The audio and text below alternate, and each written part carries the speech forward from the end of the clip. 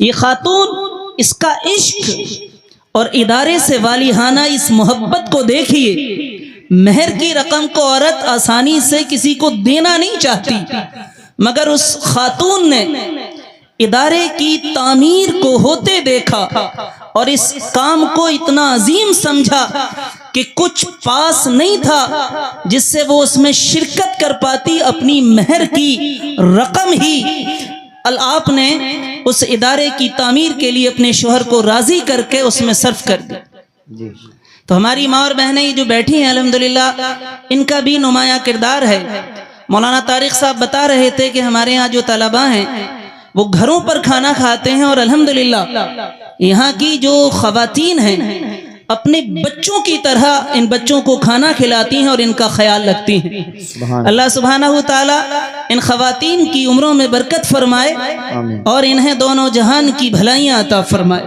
سرکار غوث پاک رضی اللہ تعالی عنہ کا ادارہ قائم ہوتا ہے اور آپ اس میں درس دینا شروع کرتے ہیں تو ہر سال تقریباً 3000 سے 4000 محدثین، مفسرین اور مختلف علوم و فنون سے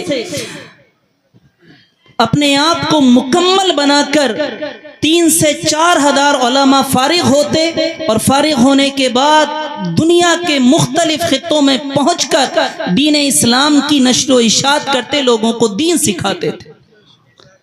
علم دین حاصل کرنا یہ ہمارے اور آپ کے لیے بہت بڑی خوش نصیبی ہے۔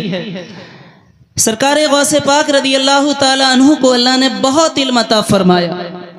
آپ کے زمانے میں ایک دن ایک شخص نے نظر مانی کہ اگر اللہ نے میرا فلاں کام کر دیا تو میں اللہ کی ایسی عبادت کروں گا کہ اس وقت میں اس عبادت کو میرے سوا کوئی اور نہیں کر رہا ہوگا۔ نظر مانی، اللہ نے نظر کو پورا فرما دیا، تو اب وقت آیا اس نظر کی تکمیل کا، اسے پورا کرنے کا۔ علماء سے اس شخص نے پوچھا کہ آپ بتائیں میں ایسی کون سی عبادت کروں جس کو میرے سوا کوئی اور نہیں کر رہا ہوگا؟ تو کئی سارے علماء جواب نہ دے سکے، اس لیے کہ اگر وہ نماز تہجد کو کہتے تو دنیا بہت بڑی ہے، رات کا ہر لمحہ کوئی نہ کوئی اللہ کا بندہ اس وقت میں تہجد کے سجدوں سے ضرور فریاد ہو رہا ہوگا۔ وہ سوچنے لگے اور کوئی جواب نہ دے سکے تو سرکار غوث پاک رضی اللہ تعالیٰ عنہ سے پوچھا گیا تو آپ فرماتے ہیں جس شخص نے یہ نظر مانی ہے اس سے کہا جائے کہ وہ مکہ معظمہ جائے اور وہاں جا کر اس کے لیے مطاف کعبہ کو خالی کر دیا جائے۔ مطاف کعبہ وہ مقام ہے جہاں پر خانہ کعبہ کا طواف کیا جاتا ہے۔ آپ فرماتے ہیں وہ مکہ جائے اور اس کے لیے مطاف کعبہ کو خالی کر کے صرف اس شخص سے کعبے کا طواف کرایا جائے تو اس وقت اس کے سوا کوئی اور دوسرا انسان طواف نہیں کر رہا ہوگا، اس طرح اس کی نظر پوری ہو جائے گی۔ تو الحمدللہ یہ کہاں سے سمجھ آتی ہے؟ یہ سمجھ آتی ہے اللہ کی عظیم کتاب کا علم حاصل کرنے، مصطفیٰ کی احادیث کو پڑھنے اور سمجھنے سے۔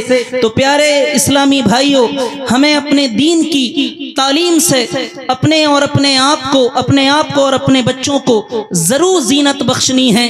یہ علم بڑی عظیم نعمت ہے، یہ علم انبیاء کرام کی وراثت ہے۔ آپ کے ادارے میں جو طلبہ قرآن پڑھ رہے ہیں، جب یہ قرآن پڑھتے ہیں تو کیسا سما ہوتا ہے؟ آپ مسلم شریف کی اس روایت سے اندازہ لگائیں۔ اللہ کے حبیب صلی اللہ علیہ وسلم نے ارشاد فرمایا مجتمع قوم فی بیت من بیوت اللہ یتلون کتاب اللہ وَيَتَدَارَسُونَهُ بَيْنَهُمْ إِلَّا نَزَلَتْ عَلَيْهِمُ السَّكِينَةُ وَغَشِيَتْهُمُ الرَّحْمَةُ وَحَفَّتْهُمُ الْمَلَائِكَةُ فَذَكَرَهُمُ اللَّهُ فِي مَنْ عِندَهُ۔ نعرہ رسالت یا رسول اللہ، مسلک اعلیٰ حضرت فیضان اعلیٰ حضرت حضور سید احمد علی صاحب قبلہ عبادی، حضور سید احمد علی صاحب قبلہ عبادی، شہزادہ حضور شمشاد میاں صاحب قبلہ، شہزادہ حضور شمشاد میاں صاحب قبلہ، حضور سید احمد علی صاحب قبلہ عبادی، حضور سید احمد علی صاحب قبلہ عبادی۔ ماشاءاللہ آپ دیکھ رہے ہیں خانقاہ عبادیہ یعنی مدالہ شریف سے حضور سید احمد علی صاحب قبلہ امجدی جو با عمل عالم دین بھی ہیں اور پیر بھی ہیں، ماشاءاللہ آپ کی محفل میں تشریف لا چکے ہیں۔ بیٹھیں، تشریف رکھیں، بس میں ختم کرنے والا ہوں، اس کے بعد حضرت کا خطاب سننا ہے۔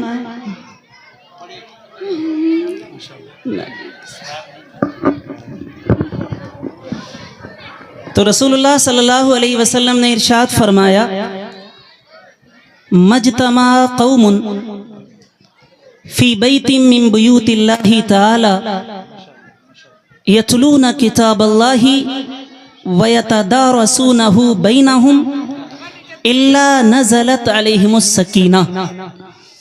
رسول اللہ ارشاد فرماتے ہیں، جو قوم بھی اللہ کے گھروں میں سے کسی گھر میں اللہ کی کتاب کی تلاوت کرنے کے لیے جمع ہوتی ہے، نزلت علیہم السکینہ، تو اس قوم پر سکینہ نازل ہوتا۔ سکینہ کیا؟ السکینۃ ما تطمئن القلوب۔ سکینہ وہ شے ہوتی ہے جس سے دل کو اطمینان ملتا ہے، دل کو فرحت ملتی ہے، دل کو سکون ملتا ہے۔ آج بہت سارے لوگوں کو شکایت ہوتی ہے، دل میں گھبراہٹ رہتی ہے، دل بے چین ہے، اسٹریس ہے۔ تو یہ سب شکایتیں اگر کوئی دور کرنا چاہتا ہے تو وہ اللہ کی کتاب قرآن کی تلاوت کرنا شروع کر دے۔ تلاوت قرآن کی برکتوں سے اللہ دل کے تمام امراض دور فرما دے گا۔ اور حضور ارشاد فرماتے ہیں، قرآن کی تلاوت ہو رہی ہوتی ہے تو سکینہ نازل ہوتا ہے، وغشیتہم الرحمہ، اور اللہ کی رحمت ان پر سایہ فگن ہوتی ہے، اللہ کی رحمت کا ان پر سایہ ہو جاتا ہے۔ وحفتہم الملائکہ، اور فرشتے ان لوگوں کو گھیر لیتے ہیں، ڈھانپ لیتے ہیں جو اللہ کی کتاب کی تلاوت کر رہے ہوتے ہیں۔ کیوں ڈھانپ لیتے ہیں؟ شارحین نے بیان فرمایا ہے، وہ فرشتے اس لیے اللہ کی کتاب پڑھنے والوں کو گھیر لیتے ہیں اور ڈھانپ لیتے ہیں تاکہ ان کے لبوں سے جو اللہ کی کتاب کی تلاوت ہو رہی ہے اسے سماعت کرے۔ اور پھر حضور آگے ارشاد فرماتے ہیں، فَذَكَرَهُمُ اللَّهُ فِي مَنْ عِنْدَهُ، پھر اللہ ان لوگوں کو جو قرآن کی اللہ کی کتاب کی تلاوت کر رہے ہوتے ہیں اپنے ان فرشتوں میں یاد کرتا ہے جو اللہ کے پاس ہوتے ہیں۔ سبحان اللہ، آپ کے ادارے کے فرش پر بیٹھ کر قرآن کی تلاوت کرنے والے یہ طلبہ جن کو آپ دیکھ رہے ہیں، جب یہ قرآن کی تلاوت کر رہے ہوتے ہیں تو اللہ سبحانہ تعالی فرشتوں میں ان کا ذکر کر رہا ہوتا۔